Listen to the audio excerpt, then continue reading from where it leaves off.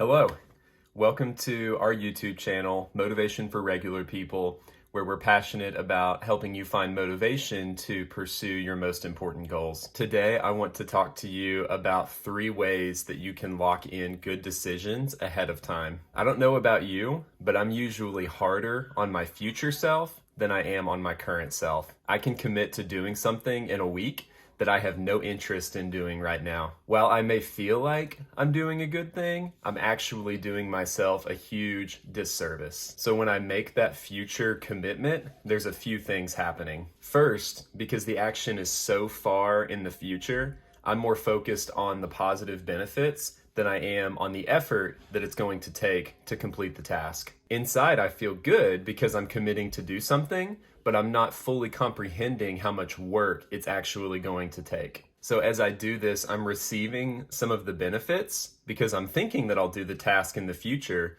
but I'm avoiding the short-term costs, and instead I'm prioritizing my own comfort. I might feel good, I might feel like I'm accomplishing something because I'm saying that I'll do the action later, but really there's no guarantees. It's all dependent upon how much motivation I feel when that time actually comes. As you can see, it's not really a great recipe for success. The good news is there is one way that you can work the system in your favor to lock in these good decisions ahead of time. The trick is to use something called a commitment device. So when you implement this commitment device, you are taking steps ahead of time to prime your environment or lock in this good action in a way that's going to help you later on when you're trying to overcome the temptation to prioritize your short-term comfort. So what I want to do is I want to give you 3 examples of commitment devices that you can use today. I've used all of these in my life before, and I can tell you from firsthand experience that they will work. Commitment device number 1 is to involve another person. I've learned that I'm more accountable when I'm responsible to someone else other than myself. If I have a goal that I want to complete and no one else knows about it, it's very easy for me to change my plans or back down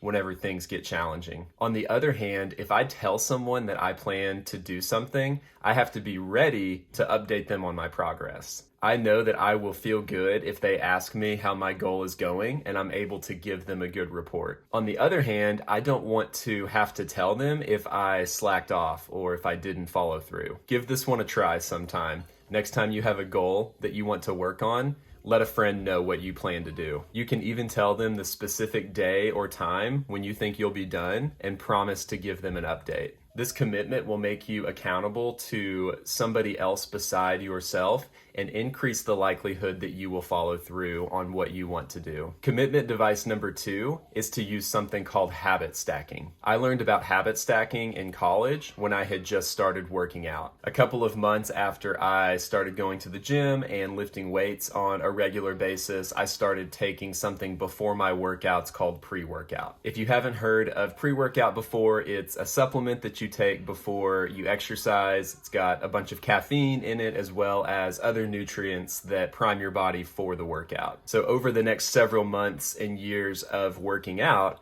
I took pre-workout often enough and consistently enough that in my brain, taking pre-workout became associated with lifting weights or going for a run. But there were also a few times that I took pre-workout with the intention of going to work out, and then something came up, plans changed, and I wasn't able to go to the gym. What I quickly learned was that if I took pre-workout and I didn't go work out shortly afterward, I was super annoying to be around. At least that's what friends and others would tell me. This experience taught me 2 things. First of all, don't take pre-workout unless you're 100% sure that you're going to the gym. Secondly, and more importantly, I realized that I could use pre-workout as a commitment device to ensure that I would exercise. For me, choosing to take pre-workout was easier than making the choice to go lift weights or go for a run. But that didn't matter because over time, the 2 actions had become intrinsically connected with each other.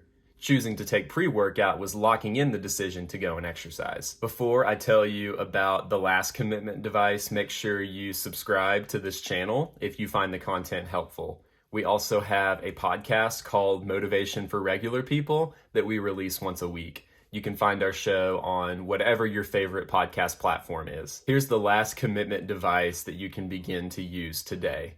Look for ways to automate good decisions. Following through on good decisions is much easier when you don't have to think about it. For example, you're more likely to save money if you automate deposits into a savings account. If you set up these automatic withdrawals, keeping the money becomes more difficult than putting the money into the savings account because there's an extra step involved. If you decide that you don't want to put money into your savings account, you have to go and cancel the deposit. This is such a powerful tactic because it doesn't just apply to saving money. It works in other areas of your life as well. When you prepare meals in advance, you automate the decision to eat healthy foods. When you remove junk food from your pantry or take the ice cream out of your fridge, you automate the decision not to overindulge. By getting together your workout clothes or by setting out your Bible and journal the night before, you automate a good morning routine and increase your chances of starting the day off positively. If you create a to-do list or schedule your workday in advance,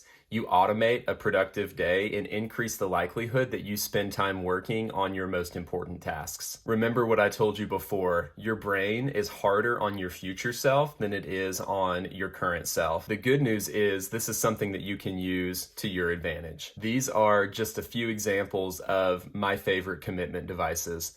There's many more that exist. However, I believe the principle is the same with each one. With a little advanced planning and forethought, you can easily lock in good decisions. So here's the 3 commitment devices one more time. 1, tell someone else what you plan to do. 2, use habit stacking. And 3, look for ways to automate good decisions. If you have a favorite commitment device that I didn't mention in the video, let me know in the comments. I would love to hear about it.